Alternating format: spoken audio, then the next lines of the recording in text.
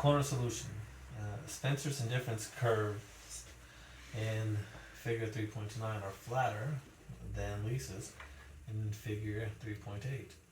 His optimal bundle is bundle E, which lies on the indifference curve, capital I superscript 2, and touches the budget line at the upper left corner of his opportunity set. Bundle E consists of 25 burritos and 0 pizzas. It is his optimal bundle because the indifference curve does not cross the constraint into the opportunity set. If it did, another bundle would give Spencer more pleasure. However, Spencer's indifference curve, capital I superscript 2, is not tangent to his budget line. If capital I superscript 2, indifference curve 2, were tangent to the budget line, it would not cross it. However, capital I superscript 2 would cross the budget line if both the indifference curve and the budget line were continued into the negative pizza region on the diagram on the other side of the vertical burrito axis.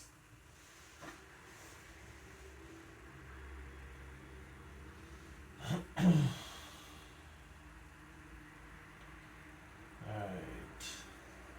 what do we call the 77 corner solution?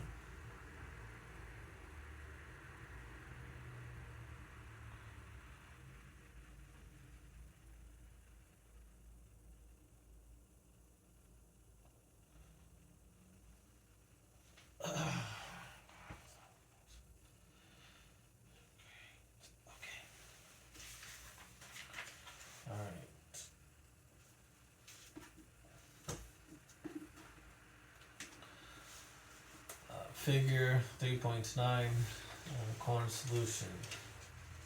Spencer's indifference curves are flatter than Lisa's indifference curves in figure 3.6.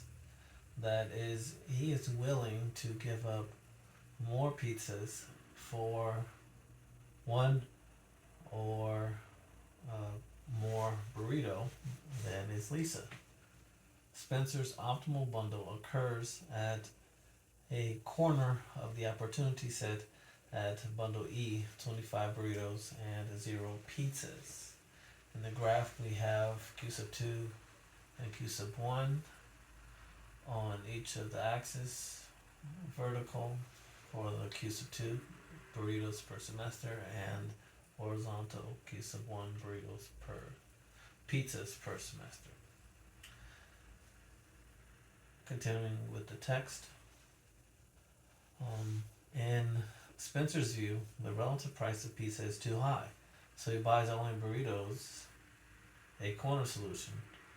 At E, the extra utility from the last dollar spent on burritos, capital U sub 2 over P sub 2 exceeds the extra utility from the last dollar spent on pizza, capital U superscript 1 over capital U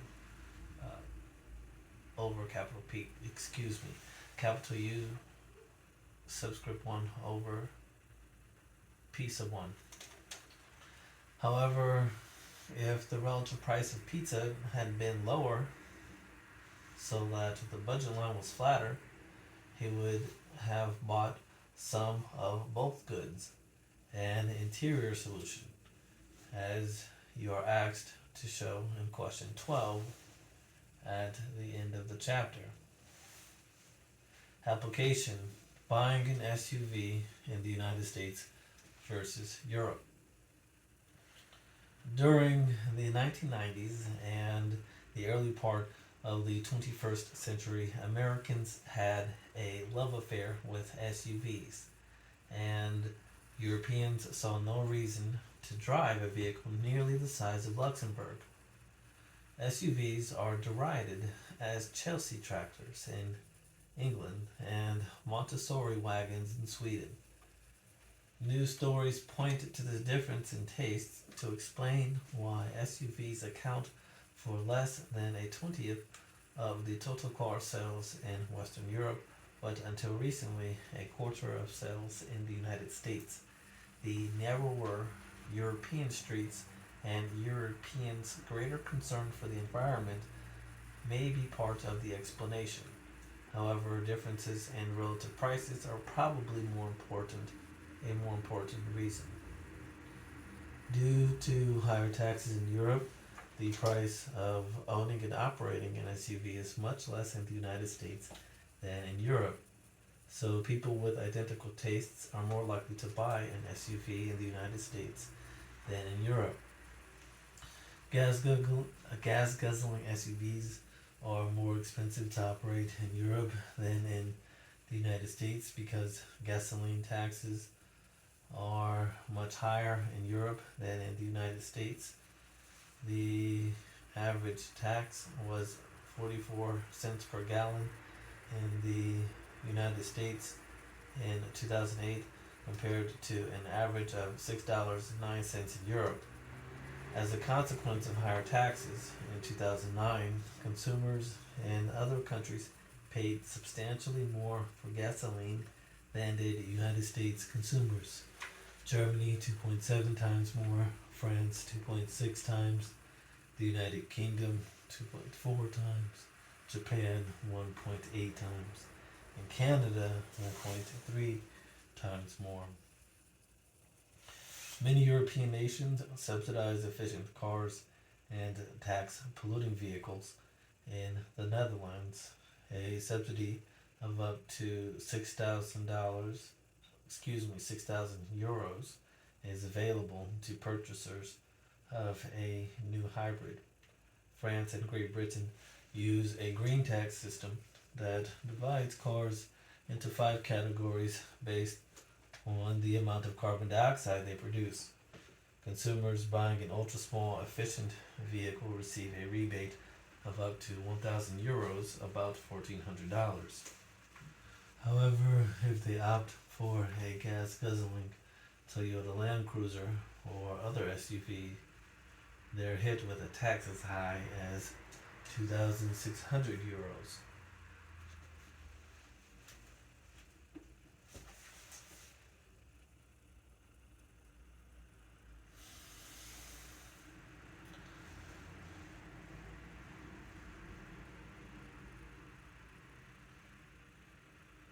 Page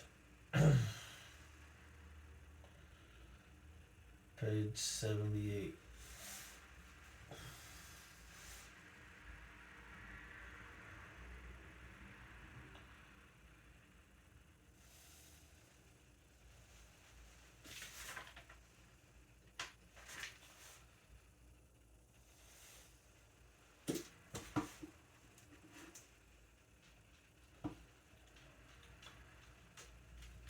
However, if they opt for a gas guzzling Toyota Land Cruiser or other SUV, they're hit with a tax as high as €2,600. The annual tax on cars also is weighted by a vehicle's size and the amount of pollution it produces.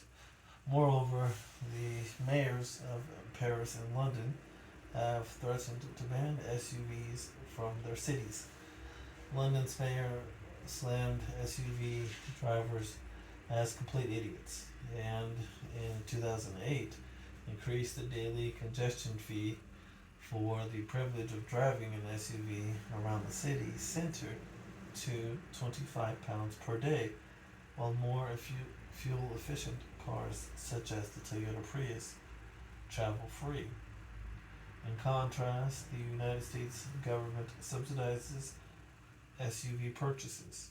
Under the 2003 Tax Act, people who used a vehicle that weighs more than 6,000 pounds, such as the biggest, baddest SUVs and Hummers, for their businesses at least 50% of the time they could deduct the purchase price up to $100,000 from their taxes.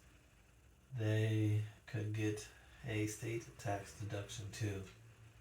This provision of the 2003 Tax Act was intended to help self-employed ranchers farmers and contractors purchase a heavy pickup truck or van necessary for their businesses, but the tax loophole was quickly exploited by urban cowboys who wanted to drive massive vehicles.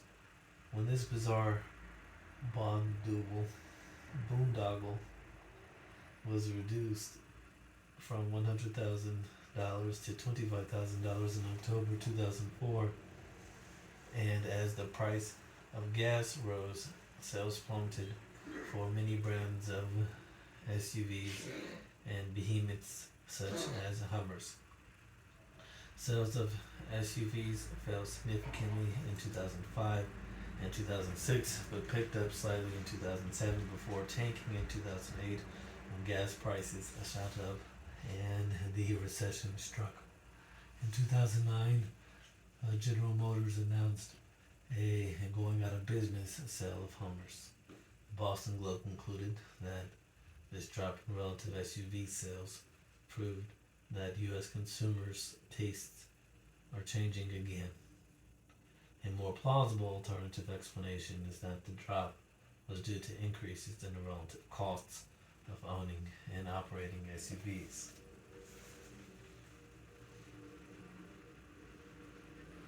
Okay.